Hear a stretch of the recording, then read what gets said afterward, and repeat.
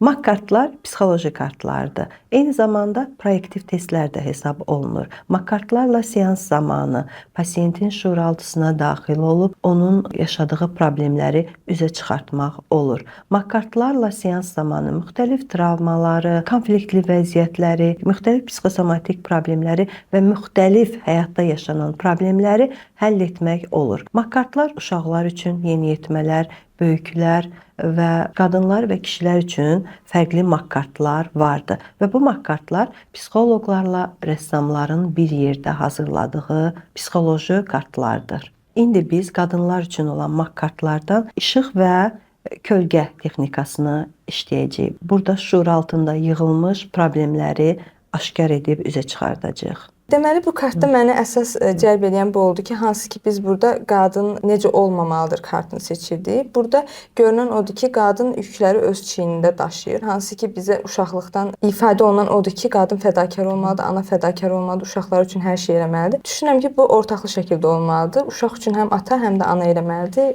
Ana təkcə etməməlidir fədakarlıqları. Bu qadının sənin həyatında kimlənsə bir bənzərliyi varmı? Anamla. Ananla bənzərliyi vardı. Sən özün deyilsən ki bu? Yox. Deyilsən. Bəs bu kart sənin nəyə diqqət elədi? Burada elə bil ki, qurban psixologiyasını. Hansı ki, çoxu qadınlarda var ki, mənə eləmədilər, mənə şərait yaratmadılar, mənə öyrətmədilər. Bunu göstərir. Ki, belə olmamalıdır qadın. Hə, məncə olmamalıdır yəni. Özü öz şansı, hamı kimi. Necə ki, kişilər, oğlanlar öz şanslarını yaradırlar. Qadınlar da kənardan bir şeylər gözləməməlidir. Öz ayaq üstə durmalıdır. Tam olaraq elə də deməyək, yəni bir şeylər üçün özü cəhd eləməlidir. Bəs burada sən nə çəkdi? Burada məsələn bu qadını seçək, düzdür, rəsm çəkməyi o qədər də bacarmasam da, sanki özü üçün bir şeylər eləyir, zövq aldığı şeyləri eləyir. Ona görə bunu seçdim. Hansı ki, bəziləri üçün çox şey görünə bilər. Mənim üçün həyatda bir şeydən zövq almıramsa, yəni onu eləmirəm.